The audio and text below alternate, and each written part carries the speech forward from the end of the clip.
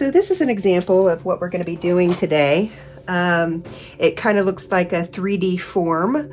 It's monochromatic, meaning I've used one color with the tints and shades of that color. And what I want you to really focus on is your line work. I'm going to be looking at that while I grade. You need to try to have crisp, straight lines as best as you can, and trying to fill that in as solidly as possible. So let me show you how to get started. The most important thing to do with this project is to make sure you have the right value in the right spot. So I'm going to walk you through this, and we're going to number each shape so that you know what goes where. And we're going to start right here in the center line that divides it in half. And I want you to just kind of focus on the star shape right here. We're going to start right here to the left of that middle line. This is going to be number 3, and then as we move around in this star shape, this next one over here is going to be 1, then 4, then 2, 4, 5, 2, 4. Okay, so we've just mapped out the star. Now I want you to focus on this square. We're going to do these 4 shapes, and I'm drawing these kind of dark so that you can see them, but you're going to want to be able to paint over this and not see that at all. So make sure you're drawing lightly, or if you've already drawn on there kind of hard, go back and erase it so that you can barely see it. All right, so we're going to start over here. This is going to be 5, 3, 1, and 3. Okay, and we're just going to continue to branch out. Over here, we're 2, 5, 4, and 1. Okay, and then finally the outside up here at the top, we're going to go 5, 4, 4, 1, 1, 3, 3, and 5. Now this is going to be a lot like your exam from last semester, where you're going to come up with your value range and you're going to fill in each number according to what value it is. 1 this time is going to be the lightest. 5 is going to be the darkest. So pick a color, and keep in mind that you have to have 5 different values. So if you start with blue, blue's already pretty dark.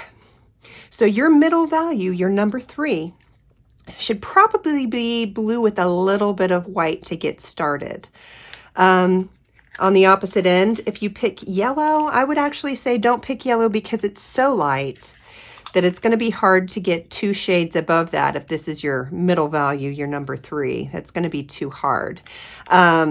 You can use an orange. You could mix the yellow and red to make an orange, but I would advise you not to use yellow for this project. You can use anything else. You can mix anything from the color wheel. Remember, we're not going to be using black and white as your base color. You've got to pick an actual color, a hue from the color wheel to use as your base. So let's see. I'm going to go ahead and use red, I think, for mine. So this is going to be my middle value, my number 3. You're also going to need all of your paint brushes this time.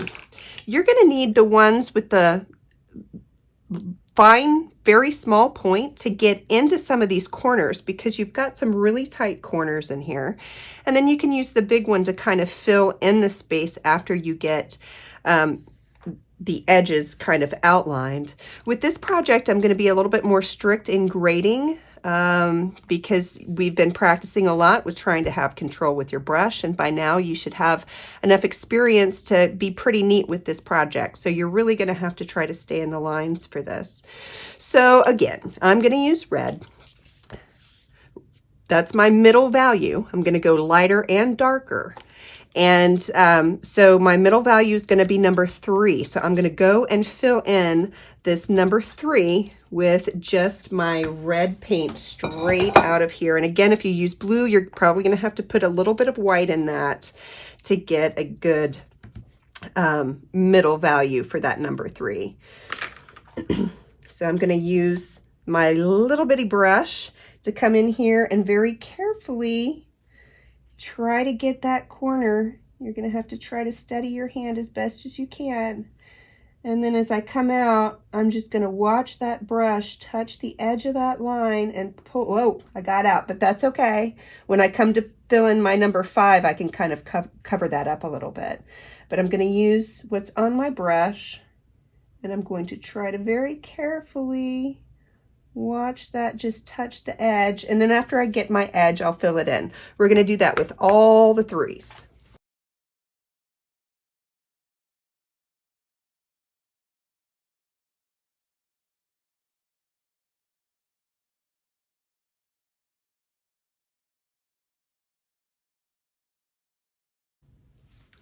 Okay, so I've filled in all my 3s. Now I'm going to go lighter, so I'm going to do my 2s. So now what I need to do is mix up enough of the red with white so that I have enough to fill up my 2s. You're going to have to mix on your plate. Now this is not going to be the lightest color, but it does need to be noticeable, a noticeable difference. Clean out your brush really well. Probably should have started with my white and added a little bit of red to it, but I already had red on my paintbrush. So I went ahead and started with that. I'm going to load up some white over here on the edge and then mix it so I don't have to keep cleaning my brush off. If I start mixing it too soon, I'll have to clean a lot. All right, so now I can just take this, mix that in. Maybe a little bit more. Okay, that's a noticeable difference. I think I'm going to go ahead and use this for my number 2. So same thing, and make sure you're not seeing those numbers. Like you can see mine because I did say I was going to draw really dark. Make sure you erase that if you can see it. You shouldn't be able to see the numbers through your paint.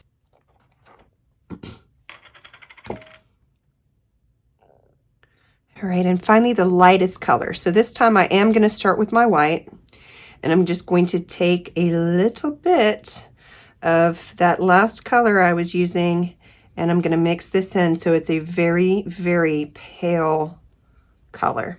And then I'm going to use this for my number 1.